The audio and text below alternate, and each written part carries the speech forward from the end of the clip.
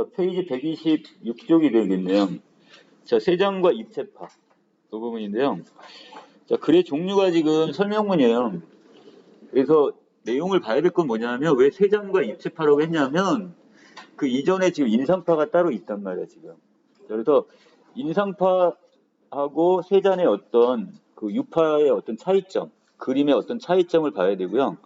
또 이 세잔의 이런 그림의 어떤 이런 관점이나 이런 것들이 결국 입체파에 다시 또 영향을 주게 됩니다. 그래서 그것도 또 차이점이 분명히 있어요. 그래서 이 글은 지금 정보를 전달하는 글이면서 뭐를 봐야 되냐면 인상파와 세잔의 그림의 차이점, 그리고 또 세잔과 입체파의 그림의 공통점과 차이점이 있단 말이야. 여기까지 정리를 하셔야 됩니다. 자, 오른쪽 지문 제목 연구 부분에 보시면 이 글은 인간 시점 중심의 원근법적 조형 세계에서 벗어나 대상 물체 중심의 작품 세계를 펼쳤던 세잔과, 자, 위에 있는 이것과 여기 있는 그 영향을 받은 입체파의 예술에 대한 이야기래요. 그래서 제목을 지금 세잔과 입체파라고 하는 이유가 누구를 중심으로?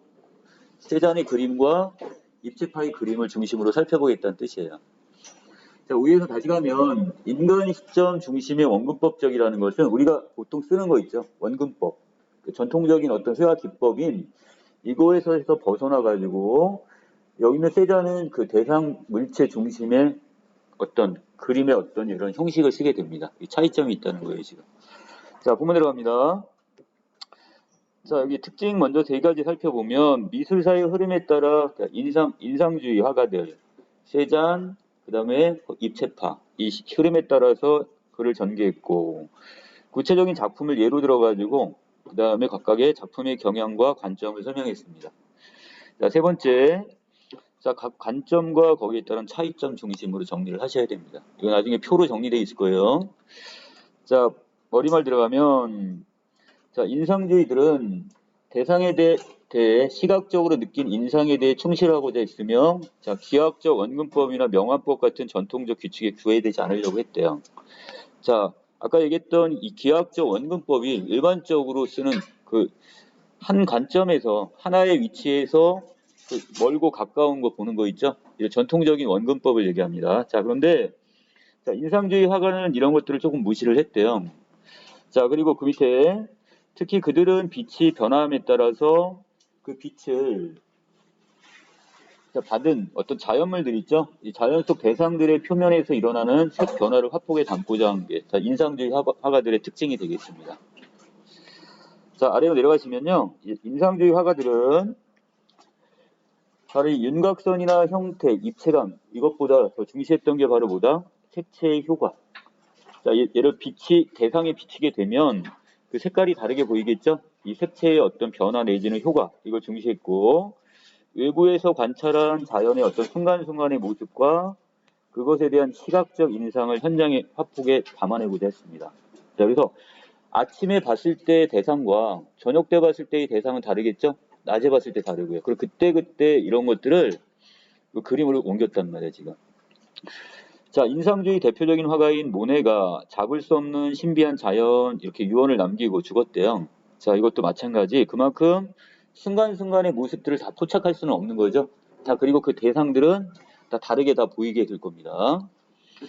자, 그런데 자, 바로 이 세잔은 자, 우리가 지금 다루고자 하는 세잔입니다. 모네의 이 말에 회의를 느꼈다는 것은 여기서 의문을 품었다 이런 뜻이니까 다른 말로 거기에 대해서 어떻게 했다?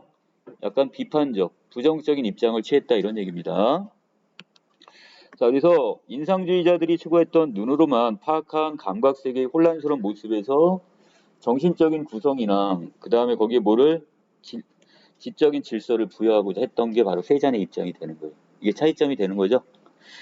자, 그러면 세잔은 어떤 방식을 썼는지 볼까요? 자, 세잔은 대상 표면의 색이 변한다 하더라도 그 입체적인 구조 자체는 변하지 않는다고 생각을 했어요. 자, 아까 인상주의들은 그 색깔들이 계속 변한다고 그랬잖아요. 순간순간. 자, 그렇지만 세잔은 거기에 대해서 인정은 해요. 하지만 거기서 더 나가서 자, 입체적 구조 자체는 변하지 않는다고 봅니다. 자, 그래서 밑에 감각적 경험과 자, 이 사람이 중요시하는 게 이 감각적 경험이에요. 그리고 이 지적인 원리가 결합을 한 두 가지 미술을 만들어냄으로써 견고하고 영구적인 모습으로 물체를 나타내고자 했습니다. 자, 이 두 가지를 되게 중요시했어요, 지금. 이렇게 결합시켜가지고. 자, 그래서, 자, 세자는 그림이란 선이나 면, 색의 구성으로 이루어진 조형 세계라는 관점에서 자, 지적이면서 그 다음에 합리주의적인 세계를 만들어내려고 했습니다. 자, 그림이 결국 어떤 거? 선, 면, 그 다음에 색채들이 이루어진 조형적 세계라고 봤어요. 자, 그래서 이것이 나중에 어떤 형태로 나타나냐면 자연물 대상의 안에는 원통과 원뿔이나 구라는 게 뭐야? 둥근 공 같은 형태죠? 자, 이것으로 환원해 나타나야 한다 이렇게 지금 주장을 합니다. 그래서 이 세잔의 그림에 보시면 이 그림의 형태가 좀 특이해요. 탁자 위에 여기 좀 이따 보면 알겠지만 사과 같은 경우가 이렇게 탁자에 올려 있는데 이것이 꼭 이렇게 붕 떠 있는 공중 부양하고 있는 것처럼 보여요. 왜 그러냐면 탁자를 따로 그렸고 그 다음에 또 뭐 거기에 있는 놓여 있는 탁자 위에 사과를 별도로 이렇게 하나의 형체 조형물로 본 거예요 지금. 자, 밑에 두 개를 지금 비교해놨습니다. 자, 인상주의와 그 다음에 세잔의 비교 어떤 두 개를 비교해서 차이점입니다.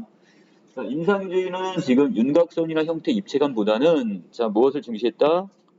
여기서 중시하는 색채 효과 이걸 중시하게 되고요. 자, 또 한 가지 외부에서 관찰한 자연의 그 순간순간의 모습 이것 그 다음에 시각적 인상 이것을 그림에다 옮기려고 했던 유파가 바로 인상주의 화가라면 자, 세자는요 대상 표면의 색이 변한다 하더라도 입체적 구조만큼 변하지 않는다고 생각을 했어요. 자, 그리고 그림이란 것은 선이나 면, 색의 구성으로 이루어진 조형적 세계다 이렇게 주장을 합니다. 자, 아래로 내려갑니다. 자, 그 나름들의 어떤 공간 구성법을 실현했는데 자, 여기 그림에 보시면 지금 바로 사과와 오렌지가 있는 정물이라는 자, 요 그림인데요. 자, 왠지 지금 무겁고 단단한 느낌이 든대요. 자, 그 이유는 뭐 때문에? 그 밑에 줄에 있죠? 가로친 부분. 자, 넓게 바른 색 면들로 입체적인 형태를 나타냈기 때문에 이것이 무거우면서도 좀 단단한 느낌이 들게 됩니다. 자, 그리고 또 두 번째, 전체적으로 안정감 있고 화면이 꽉 찬 느낌을 주게 되는데, 자, 여러 가지 어떤 사물들을 이 물체를 원통이나 원뿔, 동그란 어떤 공과 같은 기하학적 형체를 염두에 두고 그리면서 이 공간을 구성했기 때문에 그래서 전체적으로 안정감 있고 화면이 꽉 찬 느낌을 주게 돼요. 자, 그 다음에 세 번째는 자, 왜곡된 표현들도 많이 나타나게 되는데 자, 꽃병은 왠지 살짝 기울어져 있는 느낌이 들고요. 자, 거기에 보시면 꽃병이 좀 기울어진 듯한 느낌을 받게 되고 자, 두 번째 그 꽃병 위에 오렌지를 담은 접시는 꽃병이나 식탁보와 함께 보다 지금 붕 떠 있는 느낌 어떤 거예요? 바로 이 부분 얘기하는 거죠. 이것이 이제 아까 붕 떠 있는 느낌이 있고요. 자, 그 아래에 있는 요 사과 접시 담긴 거 있죠? 이것도 한쪽으로 지금 기울어져 갖고 쏟아질 것 같은 느낌을 주게 되고. 자, 한 가지 더. 자, 여기 제가 이거 파란색으로 색깔을 칠해놨는데요. 자, 여기 아래에 있는 탁자와 그 다음에 위에 있는 탁자의 그 높이가 달라요, 지금. 그래서 탁자가 두 개가 이렇게 맞물려 있는 듯한 느낌을 주게 됩니다. 자, 이 그림의 특징들이 바로 세잔. 자, 세잔은 결국 어떻게? 이 전체적인 구도보다는 뭘 봤다는 거야? 각 사물마다 있죠? 요 꽃병 화경이나 아니면 여기는 이 과일이 담긴 접시나 여기는 밑에 사과가 담긴 접시 같은 경우 그리고 아래에 있는 이 탁자 같은 경우처럼 그 하나하나들을 구의 형태나 원뿔의 형태 또는 원통의 형태로 지금 이것을 표현하려고 했기 때문에 조형적인 이런 걸 강조하다 보니까 뭔가 되게 좀 부자연스럽습니다. 지금. 자, 여기까지 됐죠? 자, 그래서 아래로 내려가시면 자, 이러한 현상 이상한 점들은 모두 자, 종전의 어떤 원근법적 그림들이 지켜온 규칙으로부터 벗어났기 때문에 그렇대요. 자, 기존에 있었던 이런 원근법적 이런 그림의 형태에서 많이 달라져 있다는 얘기죠. 자, 그리고 세자는 이런 원근법적 그림에서처럼 어떤 하나의 대상의 중심을 두고 다른 대상을 통일해 나타나지 않았고 대신에 어떤 방법을 썼대요? 각각의 물체를 충실하게 묘사합니다. 각각의 물체들 있죠? 사과, 접시, 화병 뭐 이런 것들을 자, 그래서 전체적으로 견고하면서 견고하다, 단단하면서 왠지 안정감 있으며 꽉 찬 느낌을 주게 됩니다. 자, 이거 인과관계 정리해 놓으셔야 돼요. 예를 들어서 가로 1번처럼 각각의 물체를 충실하게 묘사를 함으로써 바로 뒤에 뭘 드러낸다? 자, 전체적인 느낌이 견고하면서 안정감 있는 느낌을 주게 된다. 이런 식으로. 자, 그래서 그렇기 때문에 이 그림에는 어떤 하나의 물체가 두드러지게 나타나진 않아요. 각각이 다 강조가 되는 거야. 자, 두 번째, 원근법이 우리의 시점과 시선을 중심으로 화면 안에 통일성을 나타내는 방법이라면, 자, 이건 전통적인 방법의 회화 기법이죠. 자, 근데 여기서 이걸 무시했단 말이야. 세잔의 그림은 대상이 되는 물체를 중심으로 공간을 구성하는 방법을 사용합니다. 자, 다시 그 밑에 뭐라고 했냐? 세잔은 르네상스 이래에 400년 이상 지켜온 우리 인간 시점 중심의 이 원근법적 조형 세계 의문을 갖고 그걸 대상 물체 중심의 조형 세계로 바꿨습니다. 그래서 대상 하나하나의 물체들이 중심이 되는 이런 공간 구성 방법을 쓰게 됐다는 얘기예요. 자, 그러다 보니까 멀리서 이렇게 그림을 보게 되면 외려 뒤에 있는 녀석이 더 크게 보이기도 하고 크게 그려지기도 하고 그다음 위치도 안 맞고 막 이런 것이 생길 수밖에 없는 거예요. 왜곡이 돼 있단 말이에요. 자, 밑에 세 잔의 그림이 경과 꽉 차 보이는 또 다른 이유는 이 소묘와 색채가 서로 어떻대요? 자, 소묘. 자, 그것을 약간 이렇게 녹탕 같은 걸 이렇게 그린 그림과 그 색채가 더 상호적 작용을 하기 때문에 자, 그래서 보완해서 조화를 이루기 때문에 외려 이것이 견고하면서도 꽉 찬 느낌을 준답니다. 자, 결국 이거네요. 형태가 색에 영향을 주게 되고요. 또 색이 형태에 또 영향을 주다 보니까 서로 상호 보완적인 관계를 취하게 되는 겁니다. 자, 그래서 이 사과와 오렌지가 있는 정문에서는 색의 명암이나 색조 간의 조화 및 대조를 통해서 사과 오렌지의 양과 그 부피감을 잘 나타냈대요. 자, 그리고 또한 이 따뜻한 느낌의 황갈색 계통이 도드라져 보이고 차가운 느낌의 청록색 계통은 약간 움츠러들어 보여요. 자, 그러다 보니까 자, 황갈색 계통은 더 앞으로 튕겨져 나온 것처럼 보이고요. 튀어나오게 보이고 반대로 이 청록색처럼 어두운 색들은 뒤로 물러나는 느낌이 주겠죠. 자, 이런 걸 통해서 원근감을 표현했단 말이에요. 자, 양감, 부피감도 표현이 됐다고 그랬다. 자, 이 그림, 자, 큰 소나무가 있는 빅토아르산이라는 이 작품인데, 자, 전체적으로 황갈색이 좀 많이 쓰였죠? 자, 녹색들이 좀 많이 쓰였습니다. 자, 그리고 제가 일부러 이렇게 산의 모양에다 이렇게 원뿔 모양을 해놨는데, 바로 누가? 이 조형적인 특징을 강조한 세잔의 특징입니다. 이런 것들이. 자, 아래 세잔은 황갈색 계통의 색과 청록색 계통의 색을 사용해서 그림 속 배경의 굴곡과 거리감을 만들어내기도 했는데 이러한 색 사용법은 큰 소나무가 있는 생트 빅토아르 산에서 잘 나타난답니다. 저 위에 있는 그림에서 이 그림은 왼쪽 아래의 큰 소나무에서 출발해서 멀리 산을 향해 뻗은 나뭇가지를 따라 그림 속으로 깊이 빨려 들어갈 수 있도록 구성되어 있고요. 그리고 앞으로 나오는 그 느낌은 아까 얘기했던 황색, 그 밝은 계통, 이 색깔들, 또 뒤로 들어가는 느낌을 주는 건 청색입니다. 약간 어두운 색들이요.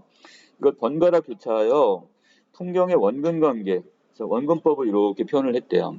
자, 또한 색의 띠나 조각들을 반복적으로 교차해서 이 굴곡진 느낌을 만들었고, 자, 그다음 화면 중앙에 있는 산의 모습을 원뿔 형태를 바탕으로 해서 색의 조화와 형태의 명확성을 동시에 표현을 했다.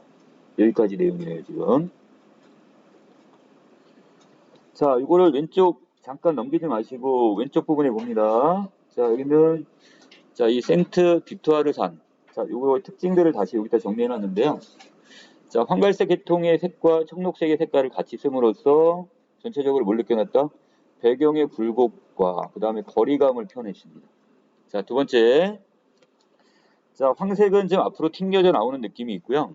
청색은 뒤로 지금 들어간 느낌. 이걸 교차해서 지금 이거 색채를 구성했다고 했는데, 자, 이걸 통해서 뭐를 드러낸다? 자, 풍경의 원근 관계, 원근법을 이렇게 표현을 했네요. 자, 그 다음에 색의 띠나 조각들을 반복적으로 교차함으로써 이것도 굴곡진 느낌을 주게 되고요. 자, 마지막 중앙에 있는 산의 모양을 원뿔 모양으로 했죠. 자, 이걸 통해 색의 조화, 그 다음에 형태의 명확성을 이렇게 표현을 하는 의도를 여기다 다 담았다는 얘기예요. 이 작품에서 인과관계 다 정리해놓으라고 해서 왜 이런 방법을 썼지? 그래서 왼쪽에 있는 걸 통해서 오른쪽을 나타냈다는 뜻이에요, 지금. 자, 아래로 내려갑니다. 자, 이와 같은 그림들을 통해 세자는 인상주의자들이 그림에서 부족했던 바로 뭐를 드러내고자 했다? 견고한 형태감을 되살려 놓고 또 그림 속의 형식적 구조에도 주목을 하고 있습니다. 자, 인상주의로부터 시작된 그림의 방법에 대한 관심을 자, 여기 다시 가로 묶어놨죠?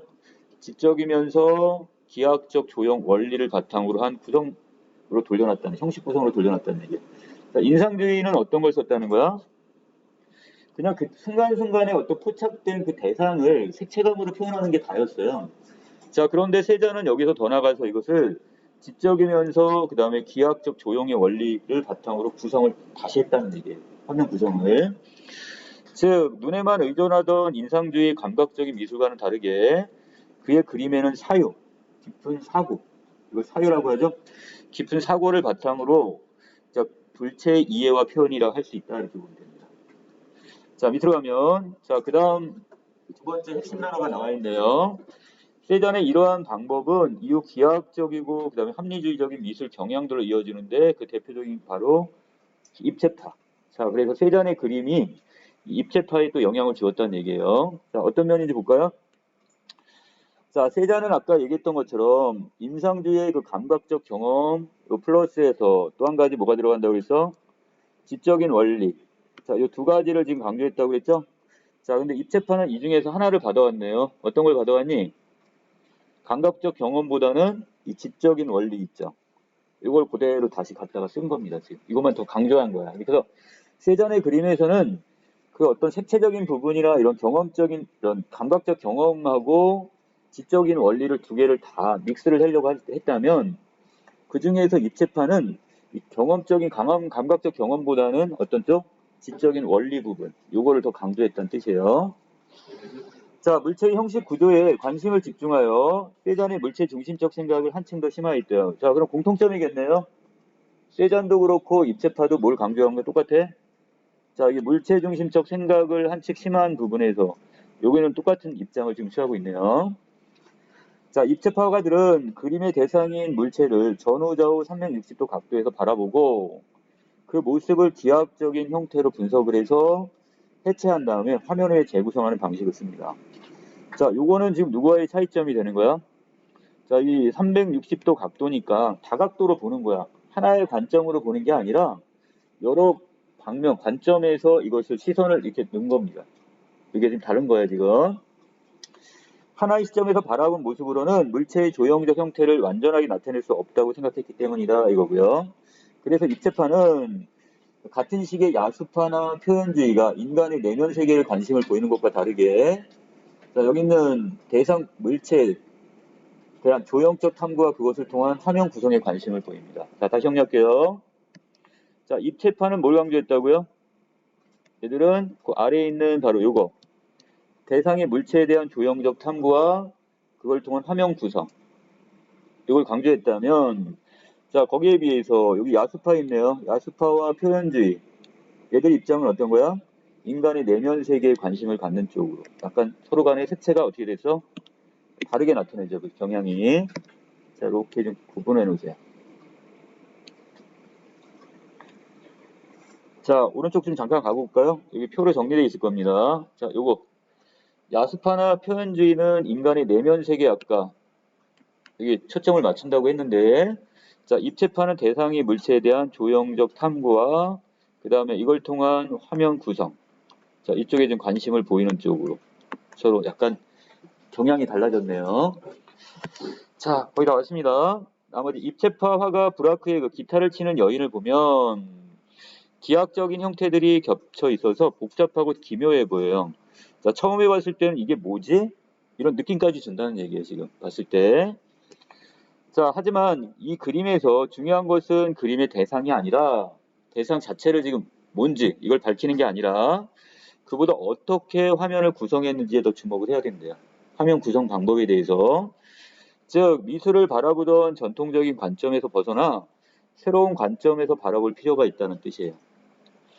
자, 그래서 기타를 치는 여인에서 알 수 있듯 입체파 그림에서는 물체의 흔적들이 기하학적인 화면과 평면적 구성 속에 해체가 되어 버립니다. 뭘 그렸는지조차 우리가 분간할 수가 없단 말이야. 자, 그래서 세잔의 그림에서 볼 수 있었던 물체의 경관마저도 다 사라져 버렸어요. 입체파의 그림에는. 자, 세잔이 뭘 강조했다고 그랬어 아까? 감각적인 사실 묘사에 바탕을 두었다면, 자, 거기에 비해서 입체파는요, 자, 감각적인 면보다는 기하학적인 화면 구성을 더 강조를 하게 되는 거죠. 자, 이게 다시 나왔네요. 자, 아까 누구는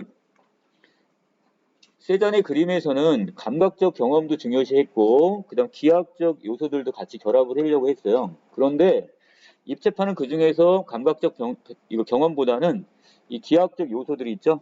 자, 요거만 이렇게 쏙 빼왔어요 지금. 근데 요거만 강조하는 거예요 더. 자, 여기 피카소의 작품 앉아있는 사람의 경우에도 그림 속 인물이 형체를 알아보기 어려울 정도로 분석 해체가 되어 있습니다. 자, 그리고 마치 기하학적 형태들로 만든 이런 사람 모형처럼 보이는데 언뜻 보기에는 전혀 의미가 없는 형태들을 뒤죽박죽 섞어놓은 것처럼 보입니다. 자, 입체파 그림에서는 어느 시점을 기준으로 하느냐에 따라서 왜? 아까 입체파 화가는 360도 자, 바라보는 시점이 다르다고 했죠? 자, 그래서 어느 시점으로 기준을 하느냐에 따라 화면의 공간 구성이나 구성 요소들의 상대적인 위치가 달라집니다. 자, 이것은 관찰하는 대상을 완전하게 파악하기 위해서는 전후, 좌우의 모든 시점에서 본 형태와 색채들을 종합해야 한다는 것을 의미합니다. 자, 그 다음에 마지막 자, 이 부분에서 실제로 우리는 그 위에 관찰자의 위치를 고정하고 한 시점으로만 대상을 파악한 일정 원근법. 이게 전통적인 원근법이죠. 기존에 우리 어디 인상주의 이전에 사용했던 방법이 바로 일정 원근법입니다. 자, 이거라면 자, 이걸 부정을 하고요. 실제로 우리는 원근법과 뭐의 방식과 다르게 대상을 관찰하고 파악을 합니다. 자, 우리의 눈은 전후좌우로 끊임없이 움직이면서 다양한 시점과 시각으로 물체와 공간을 파악하고 그 전체의 모습을 구성해내니까. 자, 그러면 우리가 실제 그림에서 보는 것처럼 하나의 시점에서 정확히 보는 건 아니라는 얘기죠. 우리의 눈은 어떻게 해요? 계속 상하좌우로 움직이고 공간을 전체적인 넓이로 종합적으로 보는 거지 딱 하나의 관점에서 그대로 보는 건 아니기 때문에 자, 그래서 그 밑에 가면 밑에 전체 모습 구성했는데 입체파의 방식은 이처럼 우리가 실제로 대상을 관찰하는 방식에 따라 다시점으로 물체를 나타내고 공간을 구성하려 했습니다. 지금. 바로 입체파의 특징이 되는 거죠. 자, 매주말입니다. 자, 세잔과 입체파의 작품들은 기존과 다르게 미술에 대한 새로운 관점을 담고 있습니다. 자, 그래서 우리도 이들처럼 그림을 새로운 관점에서 본다면 어떤 결과를 얻을 수 있을까? 그러면서 자, 무엇을 그렸는가가 아니라 밑에 어떻게 화면을 구성해내고 있는가의 관점. 자, 이렇게 그림을 감상해 볼 필요가 있대요. 자, 이렇게 새로운 관점으로 우리가 그 작품을 바라보게 된다면 결국 다른 미술 세계를 경험할 수 있다 이겁니다. 자, 우리가 그러니까 전통적인 어떤 하나의 원근법, 전통적인 어떤 이런 회화 기법이 아니라 자, 인상주의, 그 다음에 세잔, 입체파처럼 결국 이걸 다른 각도에서 이 작품을 바라볼 수 있는 이런 눈이 지금 필요하다는 얘기예요. 지금 감상의 방법이. 자, 뒤로 넘어갑니다. 자, 두 개 지금 비교해놨죠? 자, 작품감 창작에 대한 관점으로서 자, 인상주의 화가들입니다. 자, 전통적인 규칙에 구애되지 않고요. 자, 두 번째, 시각적인 느낌의 인상에 충실합니다. 자, 세 번째는 자, 여기는 세계 변화를 담아내려 한 이런 그림들을 많이 그렸어요. 인상주의 화가들은. 자, 작품 경향 오른쪽에 오시면 자, 전체적으로 윤곽선이나 형태 및 입체감보다는 색채의 효과 자체를 중시하는 게 인상주의입니다. 자, 그리고 자, 순간순간의 모습이나 자, 시각적 인상을 현장에서 화폭에 담으려는 자, 이 방법을 썼네요. 자, 이번에 가면 자, 이거 누구 입장이에요? 세잔이죠? 모든 것들을 원통이나 원뿔, 구, 이 형태로 지금 환원시켜야 된다 이렇게 얘기했는데 자, 세잔은 대상의 표면의 색은 변한다 하더라도 뭔 안 변하니까 입체적 구조만큼 변하지 않는다고 얘기했어요. 자, 그래서 따라서 보합니다. 위의 말에는 선, 면색을 바탕으로 자연 속의 대상의 영구적인 변하지 않는 모습을 작품에 표현해야 한다는 세잔의 관점이 여기 드러나 있다 이렇게 보시면 됩니다. 자, 여기 왼쪽 거는 누구? 모네니까 누구야? 인상파가죠? 자, 여기 있는 인상파가의 해돋이란 작품이고요. 자, 오른쪽은 거기서 조금 더 발전한 이제 세잔의 그 그림이라고 보시면 될 것 같은데요.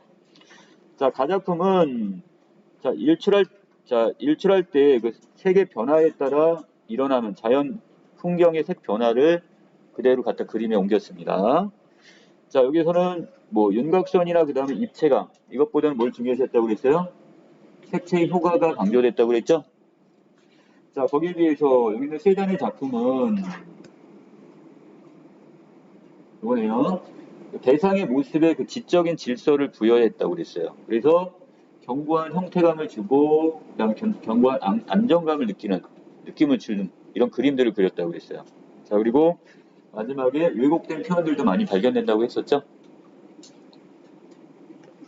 자, 넘겨도 되겠죠? 자, 4번에 갑니다. 자, 세잔과 이에 영향을 받은 입체파 그림의 그 내용들인데요. 자, 그럼 세잔의 그림하고 이게 어떤 면이 있는지. 자, 인간의 시점이 아니라고 그랬어요. 자, 여기서 벗어나서 대상 물체 중심의 조형적 세계의 변화. 그 다음에 두 번째, 지적이면서 기하학적인 조형 원리를 바탕으로 한 형식 구성으로 돌려놨고요. 자, 그 다음에 세 번째가 뭐가 있었어요? 감각적 경험에 사유를 통한 물체 이해와 표현을 덧붙였다고 했습니다. 자, 이게 세장 그림의 특징들, 의라면, 자, 이것이 입체파에 어떤 영향을 끼쳤냐. 자, 이 기하학적이고 합리주의적 미술 경향으로 발전시켰고요. 더 나아가서 아까 얘기했던 지적이고 물체 중심적 생각을 심화해서 그림의 대상을 기하학적 형태로 분석하고 해체한 다음에 화면 위에 이걸 재구성하는 방식을 사용했습니다. 입체파는. 자, 밑에 피카소의 그림이죠. 자, 피카소의 그림은 자, 대상에 대한 어떤 조형적 탐구를 통한 화면 구성을 중시했고, 이건 세잔하고 거의 유사한 점입니다.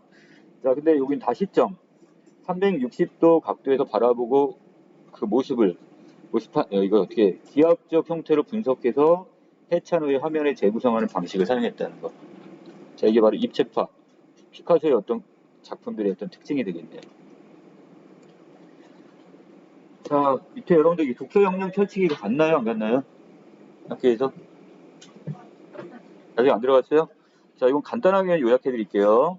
자, 이게 색깔 다 칠해놨는데, 반고입니다. 자, 이 사람도 마찬가지 후기 인상주의 화가입니다. 자, 그래서 인상주의들의 영향을 당연히 받았겠죠. 후기 인상주의니까.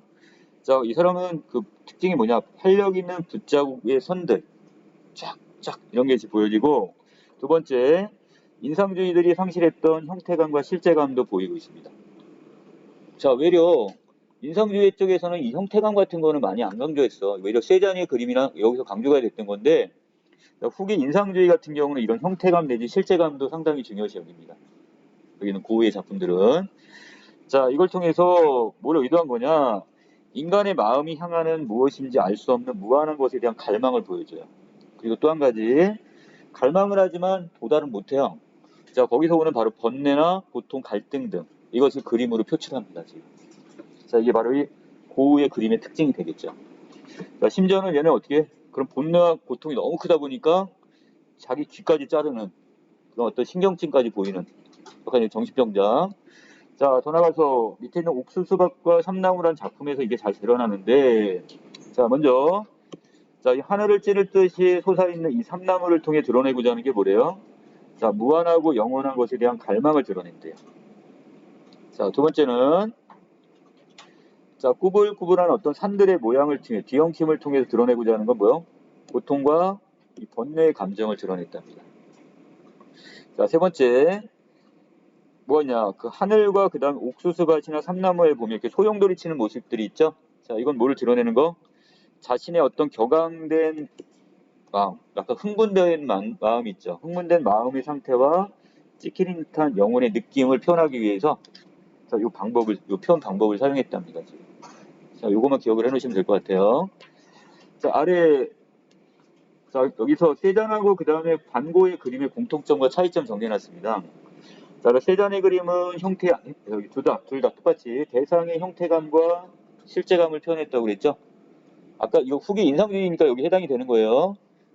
원래 전기 인상주의니까 해당이 안 됩니다. 자, 그 다음에 세잔의 그림은 지금 감각적 경험이나 지적 원리가 결합된 작품들을 창작했다면 거기에 비해서 대상이나 물체의 중심을 두어서 자, 그리고 또 하나 소묘와 색채가 조화를 이루도록 하는 거. 그리고 형태이나 실체감 이게 주는 게 세 잔의 그림입니다. 자, 거기서 오른쪽 자, 반고의 그림은요. 여러 가지 어떤 주관적 내면 세계 있죠? 자, 이 주관적 내면 세계를 그대로 지금 옮기려고 하는 그림. 그리고 자, 여기서 붓자국이나 선들을 사용해서 형태감과 실제감을 드러내는 것.